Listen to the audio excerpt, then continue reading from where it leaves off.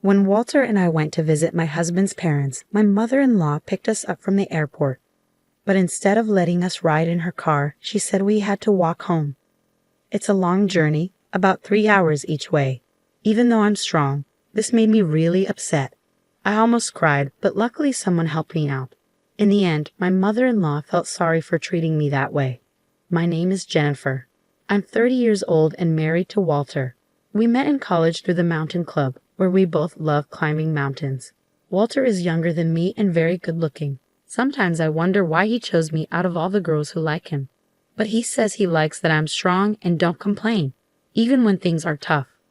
Walter has a good job at a big company and makes a lot of money. We've been happy together since we got married, just like when we were students. But there's something that bothers me. Sometimes during dinner, Walter gets calls from his mom and goes to talk to her in another room. My mother-in-law calls Walter a lot, like every other day. She really loves her son, and Walter is always nice to her. Sometimes I think he's too close to his mom, like a mama's boy. But because she raised Walter well, I try to respect her too. But it feels like we don't really get along. I remember before we got married when we went to visit them. My mother-in-law didn't seem too happy when she found out I'm 2 years older than Walter and almost 30. She looked upset the whole time. But my father-in-law didn't mind. He said love is what matters and that I seem like a good match for Walter, especially because he has a soft side. But my mother-in-law didn't like that either. Since she couldn't argue with my father-in-law, she started picking on me when he wasn't looking. She'd say things like, "Oops, sorry Jennifer, I think these snacks are bad. Let me get you something else," even though they were fine. It felt like she was trying to annoy me on purpose. I got really good at reading her expressions, like I was studying animals. "It's okay, I'll just cut off the bad part and eat the rest," I said with a smile, showing that I wasn't bothered by the spoiled fruit. Being in the mountain club taught me to make the most of what you have, even if it's not perfect. My father-in-law and Walter laughed and said, "That's typical Jennifer." My father-in-law jokingly told my mother-in-law not to serve me stuff like that, which kept the mood light. But I didn't realize I was being careless. "Sorry about that," I said, still laughing. But I caught my mother-in-law's disapproving look and the sound of her tongue clicking. There were other times too, like when she came back from Italy and got Walter a nice tie but gave me a cheap t-shirt with a fake logo. "Here, try on the tie, Jennifer, and put on the shirt too," she insisted. I could tell she was trying to bother me again. I don't think a tie goes with casual clothes. And I'm not feeling like trying on anything right now," I said with a forced smile, trying to keep things friendly. But inside, I was really annoyed. Afterwards, I only wore that t-shirt for things like gardening in the summer or as a joke with my friends in photos. I really couldn't stand looking at it. These little annoyances were subtle, so only I noticed them for what they were. When I talked to Walter about it, he just brushed it off, saying, "Mom's a bit weird, just let it go." But over time, these mean little things wore me down. We live about an hour away from my in-laws, so it was easy to visit them if we wanted to, which made me feel even worse.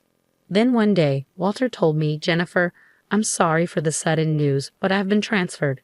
It starts next month, so get ready." Walter's transfer came out of nowhere. He'd apologized, but secretly I was relieved. It meant we could put some distance between us and my in-laws. Plus, the new place was really close to my parents' house, so it felt like moving closer to home. "Okay, leave the planning to me. I'll ask my family for help too." I happily started getting ready for the move. Finally, I could escape my mother-in-law's mean behavior. I was nervous about our new life, but mostly I felt relieved to be getting away from her. Once we moved, I thought I could finally put some distance between us. But then, I got another call from my mother-in-law. "Hi Jennifer, why didn't you answer the phone? You're not avoiding my son to hang out with your parents, are you?" I wanted to sigh loudly, but I kept calm and said, "Sorry, I was busy at the store. Walter might feel tired in this new place, so I want to make sure he gets good meals." After that, my mother-in-law started calling every 2 days. Even though we saw each other less, we talked more. But most of the time, it was her making snide comments. She'd say things like, "My son is sensitive. I wonder if someone as tough as Jennifer can understand him. His high school girlfriend was so delicate, but now he seems to like different types." It was always things that made me feel uncomfortable. It seems like my mother-in-law doesn't have any other way to deal with her stress. I felt like I had become a punching bag labeled stress relief. What hurt the most were her mean comments about having children. Jennifer, you're already 30, right? Have you thought about kids? I wonder if you being older than my son will affect having a normal child. It was shocking to hear someone say that nowadays. But since it was something I was worried about, I couldn't help but cry after hanging up the phone. I wondered what my mother-in-law really thought of me. Did she think I wouldn't be hurt by what she said? After that, she kept calling frequently. But when I only gave safe answers to avoid conflict, maybe she got bored and stopped bullying me. I felt a huge relief. Then, on New Year's Day the next year, my husband and I went to my in-laws' house. They were picking us up from the airport. Hey Walter, Jennifer, it's been a while. My father-in-law waved and greeted us warmly. I was nervous about seeing my mother-in-law, but my father-in-law's friendliness made me feel better. Happy New Year, Mom and Dad. Happy New Year to both of you. Happy New Year, glad you're here. Happy New Year, Walter, good to see you. We exchanged New Year's greetings, but my mother-in-law didn't even look at me. Maybe she was upset about my distant response to her constant calls. Our relationship felt really awkward. I was trying to figure out how to handle the situation. You must be tired from the trip. How about we take a break at the airport cafe? My father-in-law suggested happily, seeming oblivious to the tension between my mother-in-law and me. Sounds good. Wasn't there a cafe on the second floor? Walter replied cheerfully, and we headed to a cafe inside the airport. Should I drive back? No, I'm still good to drive. While the men chatted, my mother-in-law and I sat in silence. Excuse me, I need to use the restroom, I said after ordering, getting up from my seat. Oh, maybe I'll go too, my mother-in-law said, standing up to follow me. I had a sinking feeling as we approached the entrance to the women's restroom, with my mother-in-law trailing behind me. Suddenly she said, "Since you can't ride in the car, why don't you just walk back?" Confused, I turned to her, and there it was again, that same expression. We're going back as a family of 3. You're just a stranger, aren't you? I couldn't believe what I was hearing. Walk back from here to my in-laws' house? How far was that? And to call her son's wife a stranger? I was frozen in shock as my mother-in-law kept hurling words at me. I've been nice enough to call you often, but unlike Walter, you always respond coldly. Living near your parents' house has made you arrogant. I don't even want to think of you as my daughter-in-law. You're just a stranger. Her voice was getting louder. I was shocked, but I didn't want to argue in public, so I meekly replied, "Yes, I understand." Feeling too upset to go back to where Walter and my father-in-law were, I made my way towards the airport exit, moving slowly. Even though my mother-in-law told me to walk back, this was an airport. There had to be taxis or buses. I could go as far as I could by public transport and then walk the rest of the way. But more than that, I was worried about how I would face my in-laws when I finally arrived. And how would I spend the next few days there? Those thoughts weighed heavily on my mind. For the moment, I searched on my phone for transportation options to my in-laws' house. There was a bus leaving in just 10 minutes, but it wouldn't take me all the way there. I'd have to walk from where the bus dropped me off. It seemed like it would take about 3 hours in total. 3 hours, I could manage that with my legs used to climbing mountains. It wasn't impossible. But there was a big difference between walking for fun and walking because I was being excluded from the car due to harassment. Tears started to well up in my eyes. Was it my fault? If I had been nicer on the phone, even after being treated so badly, would this have happened? Lost in my thoughts as I walked, I suddenly felt a tap on my shoulder from behind. "Jennifer, why are you walking here?" It was my father-in-law's voice. "Did my wife say something to you at the restroom entrance?" "I was heading there too, and I saw you two talking. Then you started walking away, so I followed." Seeing the concern in my father-in-law's eyes, the tears I had been holding back spilled over and streamed down my cheeks. "Jennifer, what happened?" I made up my mind to tell them the truth. Actually, I recounted exactly what my mother-in-law had said, and my father-in-law's expression turned to one of anger, fiercer than I had ever seen. "Oh dear, she said that to my son's wife?" My father-in-law's reaction surprised me. Then he said something I never expected. "I'll walk with you, Jennifer." With that, my father-in-law positioned himself in front of me and began walking. Father-in-law, don't worry. I used to enjoy mountain climbing, and I went on many climbs with Walter when he was little. A 3-hour walk one way is nothing. Indeed, my father-in-law's steps were steady, not what you'd expect from someone who's 62 years old. Come on, let's go.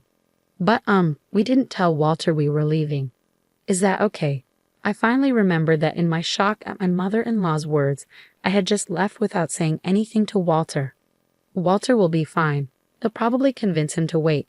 I'll let him know, my father-in-law assured me, taking out his phone to text my mother-in-law. He told her he was walking back with me and that the car keys were in his bag.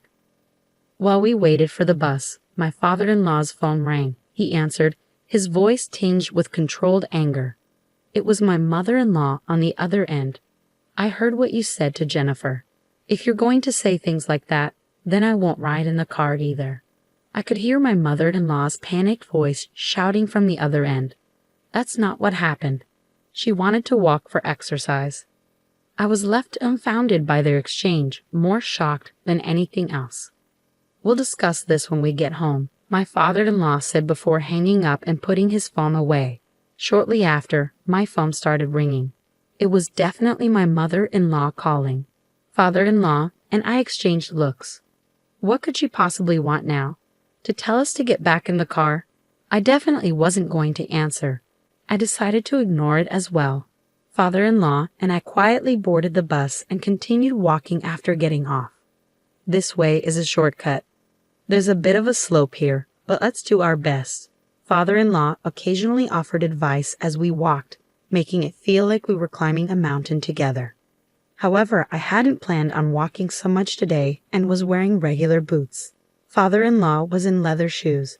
Our feet were surely going to hurt during this journey. I didn't speak much, but I did ask once, Father-in-law, are your feet okay? Won't walking for a long time in those shoes hurt? Father-in-law glanced at my feet and squinted. Looks like we're both in the same boat. I can't believe she'd make a woman walk such a long distance in those shoes. Father-in-law's stride remained steady. Both of us considered calling a taxi, but we didn't mention it, wanting to defy my mother-in-law. But Jennifer, you're strong. Walking such a long distance without complaining. That's probably what attracted Walter to you. Hearing that made me feel a bit better. We continued walking, stopping to buy drinks from vending machines and a grocery store to stay hydrated. After about 3 hours, with the sun beginning to set, we finally reached my in-laws' house. Their car was parked out front. Mother-in-law and Walter must be home. We're back. Father-in-law opened the front door, and Walter rushed over. Yeah, Jennifer, I was really worried. What happened? Why did you suddenly decide to walk back for exercise? Walter asked, concerned. Did you hear that from Mom? That's not it. Mom told Jennifer to walk back. Father-in-law explained, looking understandably tired as he sat down on a chair near the entrance. Mother-in-law, who had come out of the living room, looked pale and shocked. No, that's not what happened. It's not. There must have been a misunderstanding. What misunderstanding? I couldn't hold back any longer. You said, since you can't ride in the car, why don't you walk back? Didn't you? That's what happened. I don't like lying. Thanks to that, it felt like my old mountain climbing club days. A 3-hour one-way walk was good exercise. Walter looked back at mother-in-law. He knew well that I wasn't the type to lie. The father-in-law, Walter, and I were all looking at my mother-in-law. She shouted, What? You trust this woman more than me. She's just a stranger to your family, right? You trust a stranger more than your own family. I wasn't allowed in the car because I'm a stranger. I whispered sadly, Mom, I can't believe you'd say that. Jennifer is important to my family. I wanted you to feel the same, Walter said, his hand shaking with anger. If you're going to treat Jennifer like this, I'm done with you, Mom. I won't answer your calls anymore. Don't contact Jennifer either. Walter held my hand and said, Let's leave. Walter, wait. Walter shut the door and without looking back, took my hand and we left. A year later. Hey Jennifer, Walter, come over here. The view is amazing. Walter, his father, and I were climbing a mountain together. 6 months later, Walter got a job transfer and we moved back to where we used to live. Since the incident at New Year's, Walter's dad decided to get divorced and moved near our place. Climbing mountains together on weekends became a regular thing for us. Should we have lunch here? We eagerly started preparing our meal at the top of the mountain. While we were busy, Walter's dad began to talk. Mom went on a spending spree after the divorce. Even though we divided our property properly, it seems she's already having money problems. Maybe she felt lonely. The divorce was tough, with lots of crying and shouting. It seems like it's best for both of us to keep some distance now. She needs to find her own way too. Otherwise, she might end up taking her stress out on those close to her. I listened quietly to their conversation. I'll focus on my own life so I won't end up hurting others because of my stress. As I looked out at the view from the mountain with my precious family, I made that promise in my heart.